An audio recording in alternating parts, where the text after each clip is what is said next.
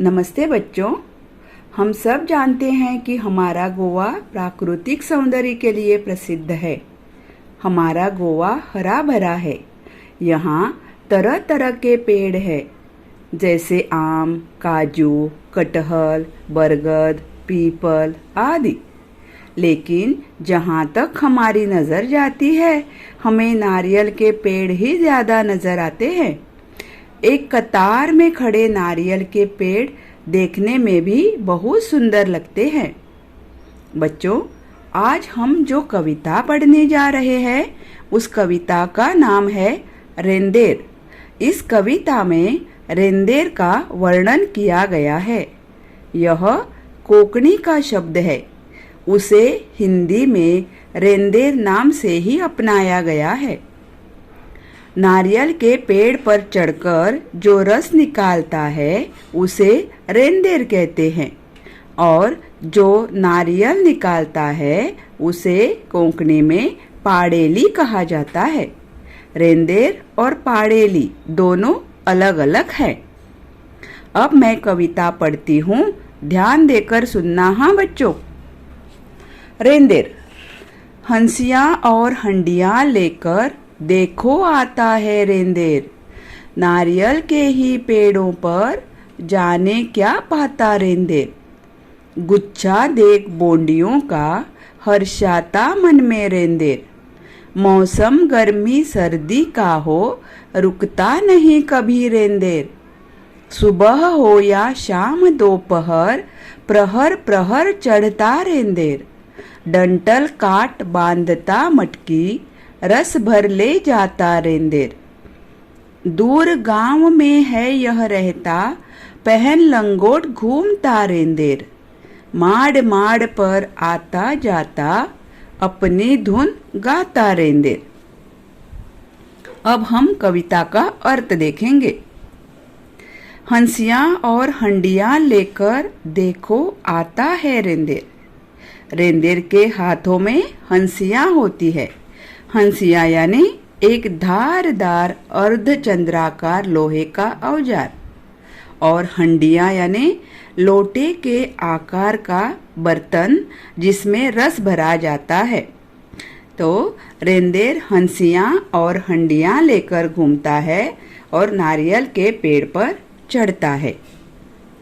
आगे, नारियल के ही पेड़ों पर जाने क्या पाता रेंदेर। रेंदेर सिर्फ नारियल के पेड़ पर ही चढ़ता है। वह क्यों चढ़ता होगा और वह क्या पाता होगा, उसे क्या मिलता होगा नारियल के पेड़ों पर। अब अगली पंक्ति। गुच्छा देख बोंडियों का हर्षाता मन में रेंदेर। गुच्छा यानी समूह जो एक साथ गुंथा या उपजा हो। हर्षाना यानी खुश होना, और बोंडिया यानी कच्चे फलों की कलियां यानी छोटे छोटे नारियल। नारियल के ही पेड़ों पर बोंडियों का गुच्छा देखकर, मतलब छोटे छोटे कच्चे नारियलों का गुच्छा देखकर रेंदेर बहुत खुश हो जाता है। आगे, मौसम गर्मी सर्दी का हो, रुकता नहीं कभी रेंदेर। चाहे कोई भी मौसम हो, चाहे गर्मी हो, वर्षा या सर्दी, रेंदेर हमेशा नारियल के पेड़ों पर चढ़ता है, कभी भी रुकता नहीं है। अब अगली पंक्ति। सुबह हो या शाम दोपहर, प्रहर प्रहर चढ़ता रेंदेर।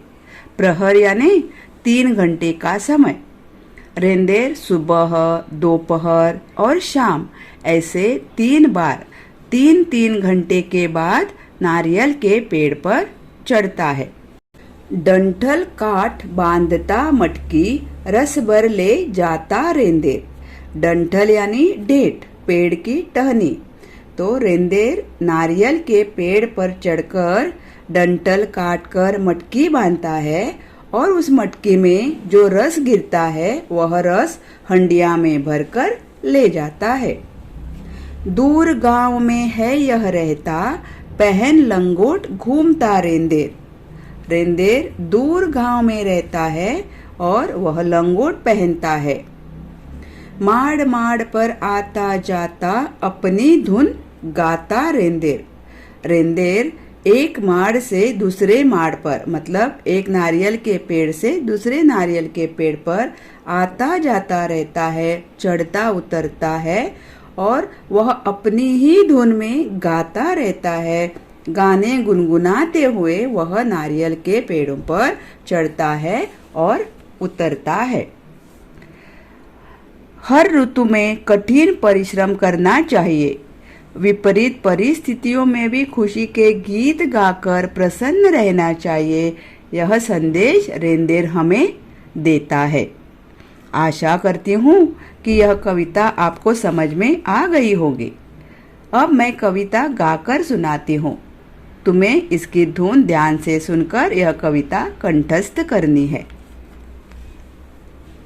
हंसियाँ और हंडियाँ लेकर देखो आता है रेंदेर।